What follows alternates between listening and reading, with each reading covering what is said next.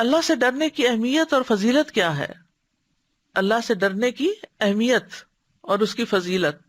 اللہ کا خوف لازم ہے، یہ راستے کی منزلوں میں سے سب سے بڑی منزل ہے اور دل کے لیے بہت زیادہ مفید ہے. یہ ہر شخص پر فرض ہے. جیسا کہ ابن قیم کہتے ہیں کہ اللہ سے ڈرنا واجب ہے، جو نہیں ڈرتا وہ گناہگار ہے.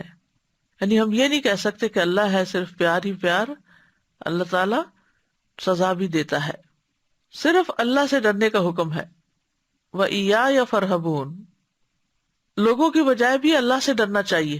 جیسے سورۃ المائدہ میں آتا ہے فَلَا تَخْشَوُا النَّاسَ وَاخْشَوْنِی، تم لوگوں سے نہ ڈرو اور مجھ سے ڈرو. کبھی خوف حرام بھی ہوتا ہے، جیسے غیر اللہ سے ڈرنا، جس طرح اللہ سے ڈرا جاتا ہے یا اس سے بھی زیادہ ڈرنا. یہ اللہ کے ساتھ شرک ہے. یہ ایسا ہی ہے جیسا کہ غیر اللہ سے اس طرح محبت کرنا جس طرح کی محبت اللہ سے کی جاتی ہے یا اس سے بھی بڑھ کر.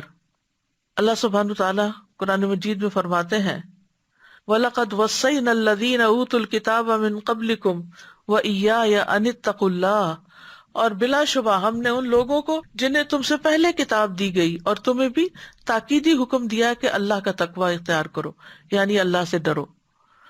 اللہ سبحانہ تعالیٰ اپنی ذات سے بندوں کو ڈراتا بھی ہے.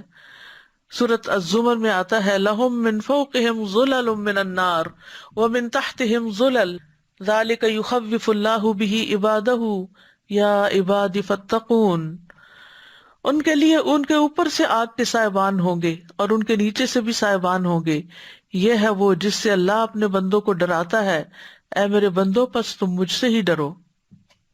ابن کثیر کہتے ہیں کہ اللہ اس جہان کی خبریں اس لیے بیان فرماتا ہے تاکہ اس سے بندوں کو ڈرائے، تاکہ وہ حرام اور گناہ کے کاموں سے بچ جائیں. یا عبادی فتقون، یعنی میری گرفت، میری سزا اور میرے عذاب سے ڈرتے رہیں.